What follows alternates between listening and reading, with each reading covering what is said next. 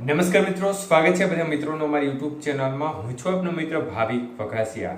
તો મિત્રો, ખાસ કરીને આ વિડીયોના માધ્યમથી આપણે વાત કરવાની છે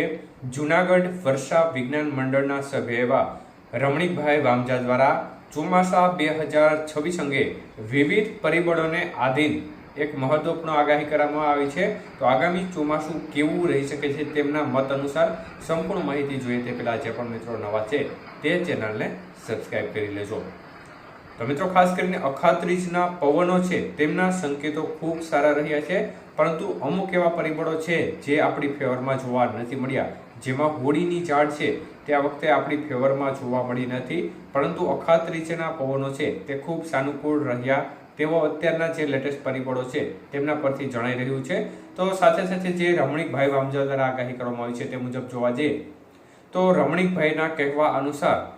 જુલાઈ મહિનામાં અતિવૃષ્ટિ થવાની શક્યતાઓ વ્યક્ત કરી છે અને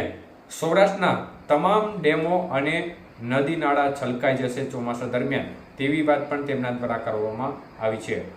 તો ભાદરવામાં હાથીઓ નક્ષત્રમાં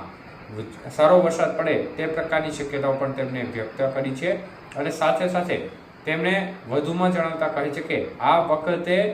મગફળી અને સોયાબીનનું જે વાવેતર છે તે ફાયદાકારક રહેશે, કપાસમાં જીવાતોનો ઉપદ્રવ રહેશે તેવી વાત પણ તેમના દ્વારા કરવામાં આવી છે। તો એકંદરે ચોમાસું સારું રહેવાના સંકેતો જે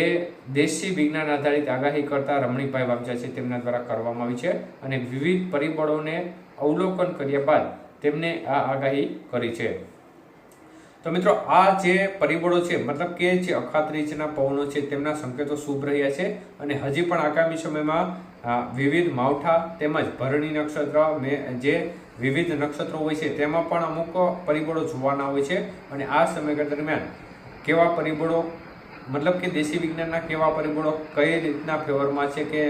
તરફેણમાં નથી તે આગામી સમયમાં ચોક્કસપણે માહિતી આપવામાં આવશે, પરંતુ અત્યારના જે લેટેસ્ટ દેશી વિજ્ઞાન આધારિત પરિબળોને આધારે જે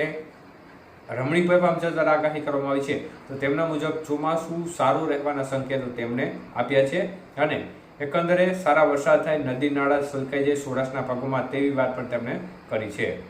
તો આગામી સમયમાં સ્થિતિ કેવી રહેશે, વિવિધ મોડેલોના અનુમાન કેવા રહેશે તે બાબતની પર સતત અપડેટ આપવામાં આવશે। ધન્યવાદ।